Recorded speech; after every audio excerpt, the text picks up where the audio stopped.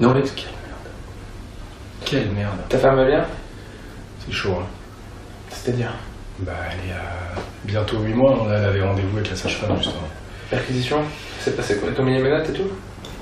Ah, pas pendant la perquise, non. Non, ils étaient super cool avec moi, les flics. Franchement, super sympa. Au début, j'ai menti, j'ai dit non, j'ai pas de flingue. Après, ils m'ont dit attends. Parce qu'ils m'ont sorti des photos, des gros plans.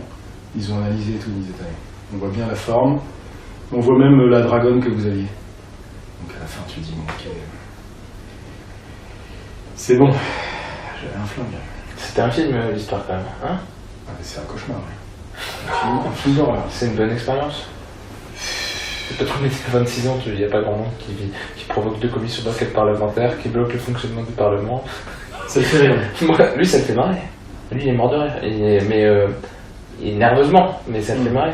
Mais ça ne choque pas plus que ça, on est entouré d'une bande de débiles. Si demain il y a vraiment une crise, comment ça va se passer, quoi? C'est Isma qui m'a dit ça tout à l'heure, il m'a dit écoute, si demain il y a vraiment un truc beaucoup plus grave et tout, qu'est-ce qui va se passer? Ils vont réagir comment, tous ces cons? Alors après un truc de dingue, le patron hier soir il m'envoie un message, il dit tu vas les bouffer, t'es plus fort qu'eux, c'est pour ça que je t'avais auprès de moi. Je suis avec Aïsma, etc. On attend le monde, machin, etc. Donc le patron nous soutient? Ah bah il fait plus que nous soutenir. Ce qui a été sorti de son contexte sur il s'est senti trahison, machin, là. Voilà, il a dit je me suis senti trahi, j'ai été déçu. Il y a eu de la trahison, il y a eu de la déception sur le 1er mai. Ça remet en aucun cas en cause la confiance que je peux leur porter, enfin je peux lui porter parallèlement en l'occurrence, que je peux lui porter sur machin. Il l'a redit encore et je suis fier d'avoir embauché Alexandre Benalla à mon cabinet. Sur le reste, la justice elle fera son travail. Quand j'entends les conneries qui ont été dites, machin, etc., il est comme un fou. Oui, t'avais les codes nucléaires, t'es peut-être son amant et t'as des dossiers compromettants sur la vie. Bien sûr. Et il a été un il a dit comme ça, il m'a dit tu vas les bouffer, t'es plus fort qu'eux. C'est énorme. Moi j'ai fait le point avec mon avocate, là, elle me dit que bon, médiatiquement, moi je passe sous les radars, parce que ça s'intéresse pas à moi.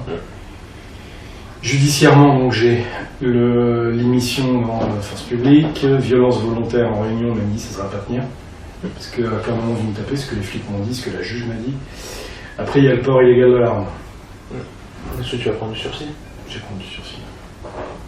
Mais ils vont perquisitionner en marche. Encore? Apparemment il y a une perquise. Ouais. Et toutes mes affaires sont là-bas. En cours? Je sais pas. Alors, j'essaierai bien d'y aller cette nuit, mais le problème c'est qu'il y a des flics devant. Il y a la brigade financière qui a ouvert une enquête sur la boîte, sur Marc. Ils cherchent tout de toute façon, donc faut changer de portage. Faut faire ce qu'on avait prévu de faire il y a 3 semaines. Faut faire changer le nom de. Faut que tu disparaisses de la boîte. Donc faut qu'on trouve un mec. Comment ça se passe pour chez La République En Marche pour toi? Là je suis viré le 31. Le 31 juillet? Bon, ok, c'est bon, après, tranquille, chômage. Ben, si j'avais droit au chômage. Bien sûr que t'as le droit au chômage. Ah ben si c'est une faute grave, oui, si c'est une faute lourde, non. Si t'as le droit, dans tous les cas, pour faute, licenciement pour faute, t'as le droit au chômage, dans tous les cas.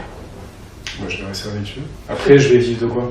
Et ben après là tu vas prendre le chômage, t'étais à 2007, donc tu vas toucher 1009, 1800 € net à peu près, pendant 1 an et demi, et avant qu'on fasse ça, on aura sorti l'argent de la boîte et on va se démerder, on va aller au Maroc et au Sénégal, on va s'éclater. Non mais... on va y arriver. Non, ce que je trouvais, c'est malheureusement velours, et c'est sûr pour eux, ils vont se faire enculer, là, je m'en bats les couilles. T'es soutenu par qui? Par le président, madame, Ismaël qui me conseille sur les médias et compagnie. Là, sur TF1, je pense que je vais pas le faire. Je sais pas qu'est-ce que t'en penses. Non. Surtout pas. Enfin, moi, mon avocate, elle me dit, mais elle a pas compris ce que t'as fait. Hein. Elle me dit, mais putain, faut pas les alimenter. Je répète ce qui est dans mes auditions. Ouais, mais plus tu dis des choses, plus ça les excite. Là, l'intensité au niveau médiatique, hein, je ne parle pas politique, descendait un peu. À chaque fois que tu remets des pièces dans la machine, pouf, ça repart.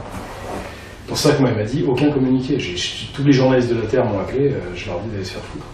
Je parle à personne. Parce que moi, médiatiquement, je suis sous les radars, mais juridiquement, peut-être qu'il va se passer quelque chose quand même.